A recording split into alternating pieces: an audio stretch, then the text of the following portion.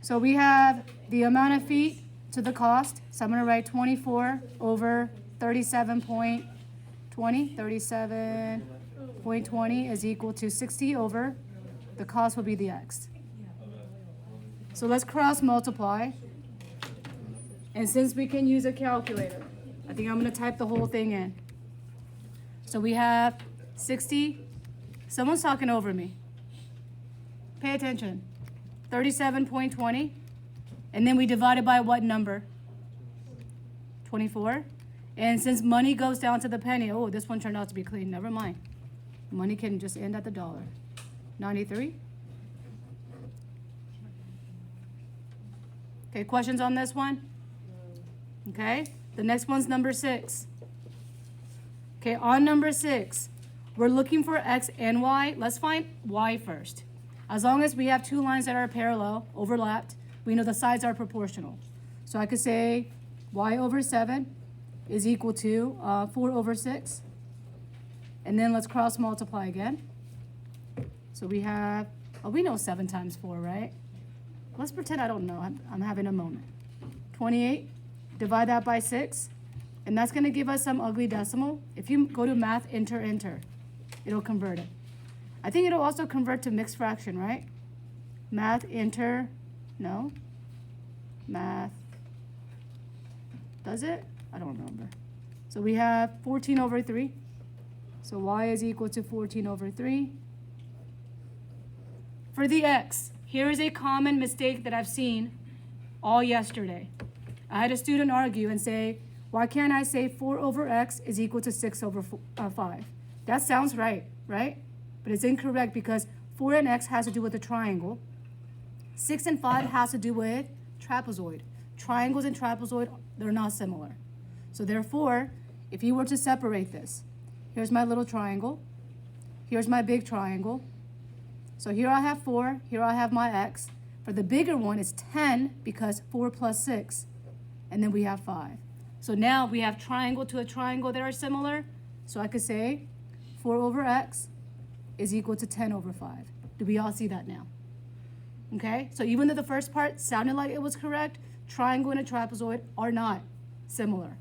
So we have cross multiplying. So 4 times 5, 20 divided by 10, x is how many? 2. Boom. So whoever gave me this, that was a good question. Okay, the next one is number 9. Okay, for number 9, it doesn't matter which part you use. I will do the smaller one. So looking at our variables, not variables, our triangle. Which 2 expressions do you want to use? 4 and 5? 4x minus 2. This one and this one, okay? So since 4x minus 2 has to do with the AB, I'm going to use this ratio. And 5x plus 2 is BC, I'm going to use this ratio. So our ratio is going to be, let's do 5 over my AB is 4x minus 2 is equal to 7 over BC is 5x plus 2. So you're simply matching which one you want to use. And then when I cross multiply, this is going to involve a little more algebra. When we're cross multiplying, that 5 goes to the 5 and the 2, yes? So 5 times 5x is 25x, and 5 times 2 is 10. Same with the 7, it's going to go to both components. 7 times 4x is it 28x minus 14. Ooh, do I have enough room? Ooh, yes, I have a lot of room. And then we have minus 25x plus 14. And then we have our 0 pairs that I'm going to cross off with a different color. My 0 pairs here and here. So we have 24.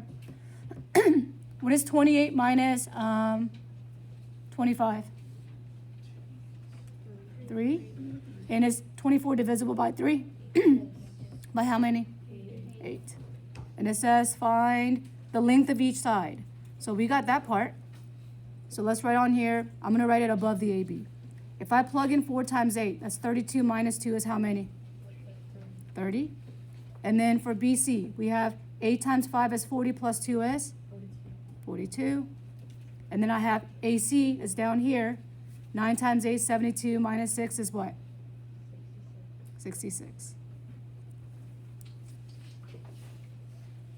And what's kind of cool about this one,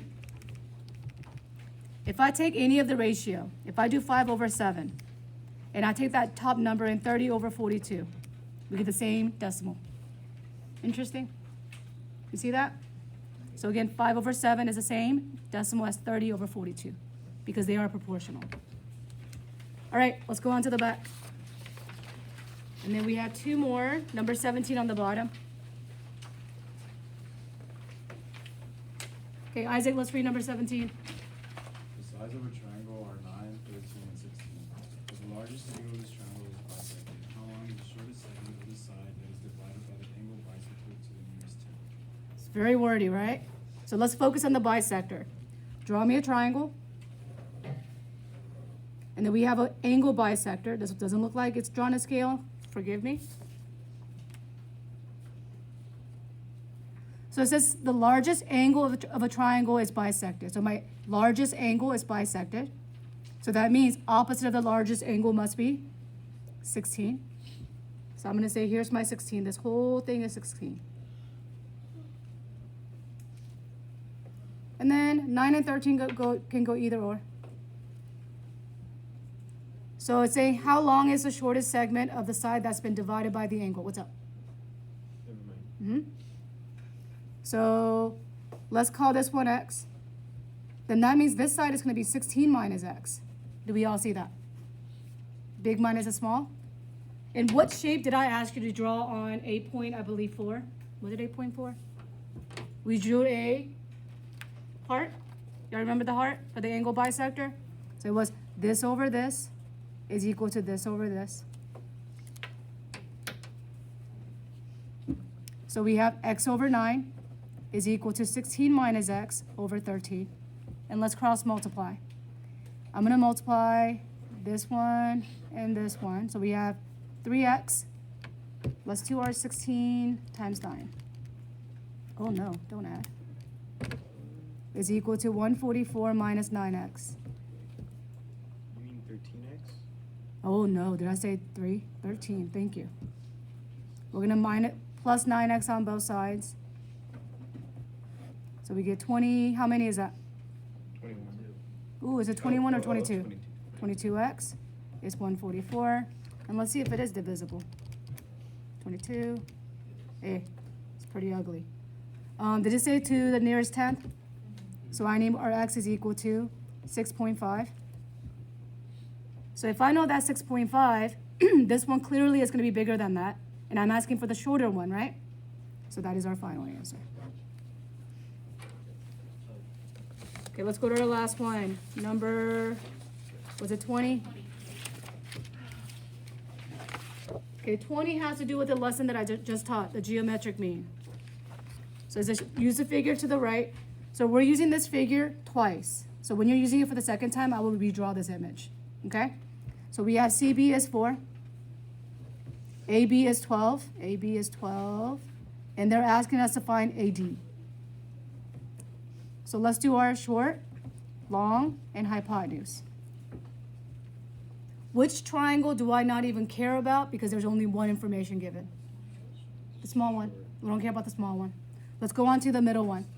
In my middle, we have the larger and our hypotenuse. In my big one, we have the larger, which is our x, and the hypotenuse of 16. Is this geometric mean? Yeah. How do we know? Because there's the x. Diagonals have the same letter or same number. So here's our geometric mean. So we have 12 over x is equal to x over 16. And then I'm going to multiply 12 times 16. So we have x squared is equal to 192. Is this a perfect square maybe? Probably not. Ooh, that's ugly. Okay, let's go ahead and simplify this radical. So 192 can be divided by what? Yes, 16? Oh, was it a different number? I see 16 and 12. Yeah. If you want to break this down by twos because we have an even number, that's okay too, okay? Do whichever way is easier. But I know my 16 is a perfect square. And if I go on further, ooh, I forgot my square root. I have 4 and 3. That's also a perfect square, right? So when I take this out, I'm going to take out a 4, take out a 2, and radical 3. So our final answer will be 8 radical 3.